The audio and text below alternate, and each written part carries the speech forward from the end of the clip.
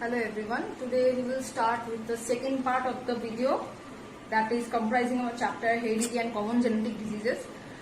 Today we will start with the Mendel's work on monohybrid and dihybrid cross. Now let's get started. Now Mendel is the father of genetics, as we all know that. Now Mendel has chosen for his experiment the pea plant. Now why has he chosen the pea plant, or what are the reasons behind why he has chosen the pea plant? That first of all, there are various reasons. First of all, that pea plant is an annual plant. What is the annual plant? That means it completes its life cycle within a year. Okay. It has observable, easily defined and countable characters, which are very much essential to perform the experiment. The varieties are pure and it can be grown very easily. Okay.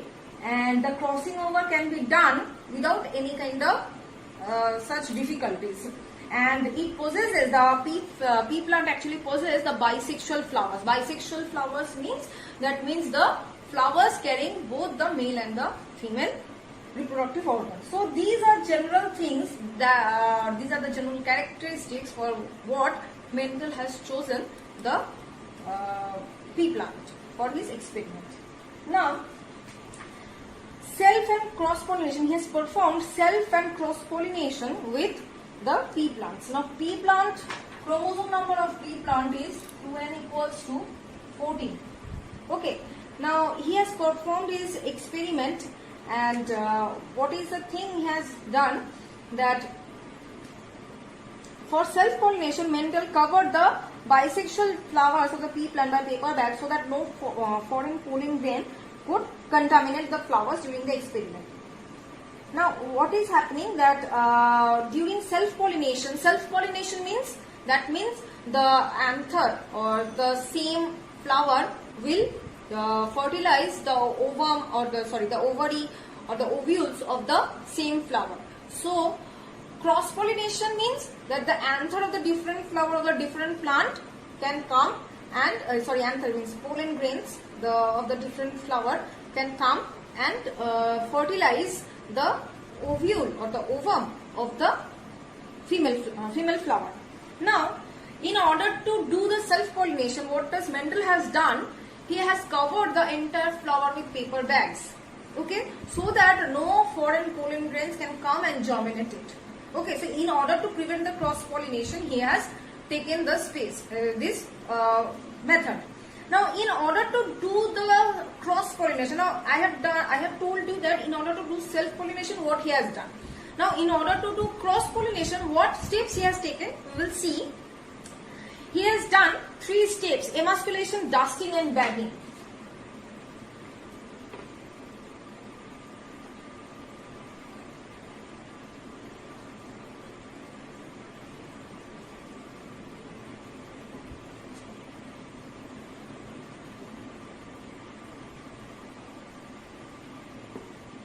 So these are the 3 steps that he has done to prevent the cross-pollination. To prevent the self-pollination. Now, what he has, emasculation means removal of the male reproductive part. That means the male reproductive part is removed either by using the scissors or by using hot water. Okay, the male reproductive part is being removed from the flower. That means remaining only what? Only the female reproductive part. There is no male reproductive part left in the flower. Dusting, what is this? He will carry some flowers or carry the other pollen grains of other flowers, and he will slowly dust those pollen grains on those flowers where emasculation has been done. Now the pollen grains has been received by those gynoecium. Understood? Now next what he will do? He will cover that entire flower with a paper bag or plastic bag. That is the 3rd step, that is bagging. That means after dusting, the gynoecium has already received the pollen grains. There is no space for other pollen grains, and the bagging is also being done, securing the flower for the next result for the cross-pollination. So over here, by this process, he is actually prevent the contamination of these pollen grains and the gynoecium, and ultimately finally giving the result for the cross-pollination. Now, what are the reasons behind Mendel's success? That means why he was able to, why his experiment was being so successful? First of all, he maintained a good data or good data statistical analysis. Okay. Now he maintained those data by applying the mathematics and statistical knowledge. Okay.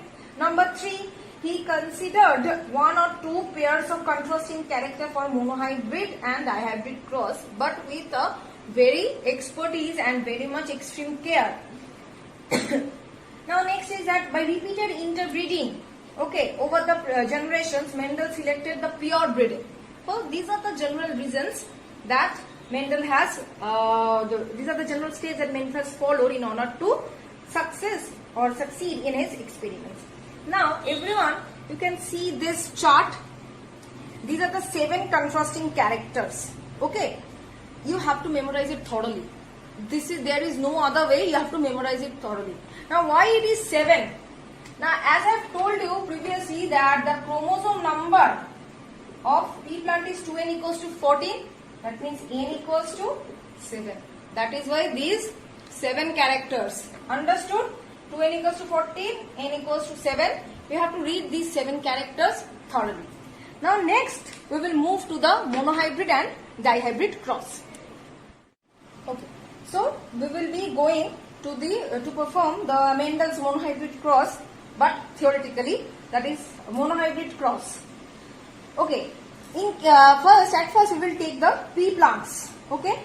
But, we will do both the experiments, that is monohybrid and dihybrid, by taking, in case of plant we will take pea plant, and in case of animal we will take the guinea pig. Okay. So let's get started with the pea plant. Monohybrid cross.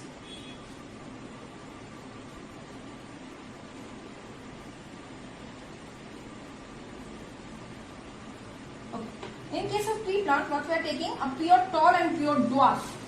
See, T, capital T for tallness and small t for dwarfness. So this is the P generation, or you can say parental generation. Understood? So this is the capital tall, pure tall plant, and this is the pure dwarf plant. Understood? Now the gametes will come out. Capital T, and over here small t. Understood?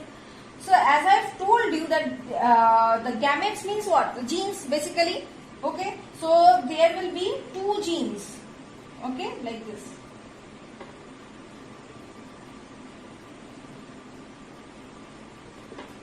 What will happen now? They will actually intercross. This is the gametes. Now capital T will cross with this small t and will produce this one, and again this capital T will cross with this one and will produce this hybrid. This is the F1 generation. You can see first filial generation. Understood? Filial generation I have already described in your previous video. So this is the F1 generation. But the experiment actually concludes when there is the F2 generation comes out. This is the F1 generation. Now we will move on to the F2 generation. Please copy it down and moving to the F2 generation. So what we are getting, capital T small t and capital T small t in the F1 generation. Right? Now we will continue this F2 generation with this F1 generation only.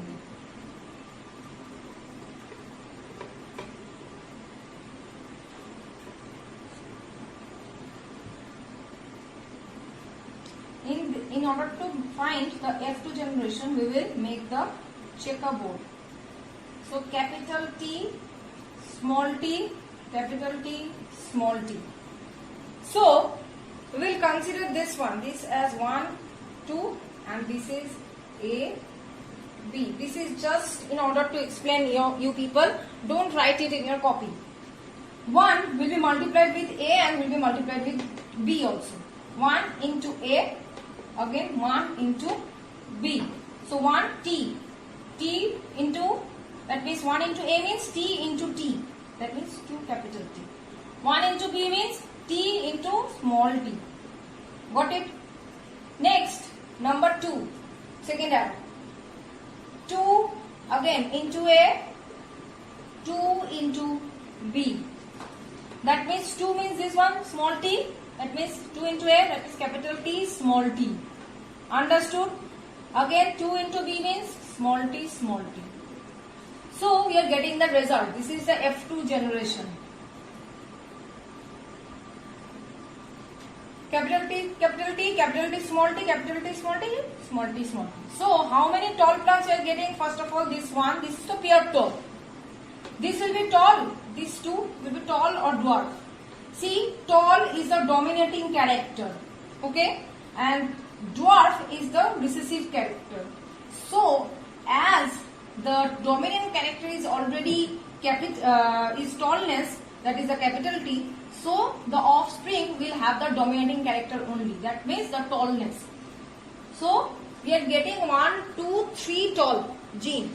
And this is the pure dwarf. See, small t, there is no presence of capital T. That means there is no presence of the tall gene. So it will be dwarf. So we are getting 3 tall plants and 1 dwarf plant. Understood? Now among these 3, this one is only pure. These 2 are not pure. These 2 are hybrid. Understood? These 2 are not pure. This is hybrid. So, what is the phenotypic ratio? Phenotypic means what we can see. That means what we can see, 3 tall, 1 dwarf. That means 3:1. This is the phenotypic ratio. What is the genotypic ratio?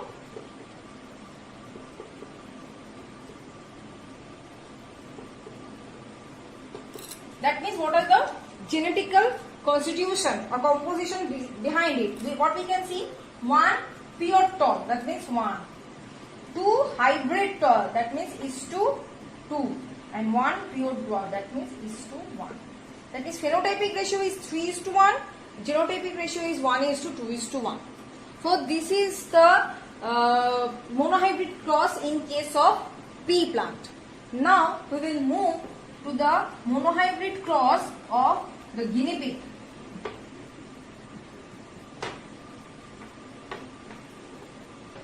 In case of guinea pig, the character that we are taking, that is the skin color, black. Okay? So black stands for capital B and white stands for small b. So this is the P generation. Understood? So capital B stands for black, small b stands for white. So now the gametes. Capital B,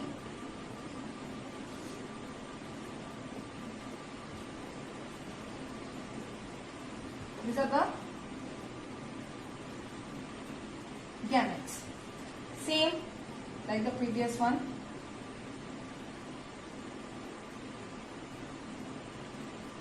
Intercrossing of the gametes producing F1 generation. Now we will perform the cross over here. The checkerboard. So, capital B, small b, again capital B, small b. Same, the multiplication, capital B, capital B, capital B, small b. Capital B multiplied with capital B, capital B, capital B. Capital B multiplied with small b, capital B, small b. Same over here, multiplied with this one, that means capital B, small b. This one, small b, small b. So, phenotypic ratio and genotypic ratio. How many black we are getting? 1, 2, 3. And 1 white. That means 3:1. Genotypic ratio, 1 pure black. See, these 2 are hybrid black. That means 1:2. This is pure white. So, 1:2:1.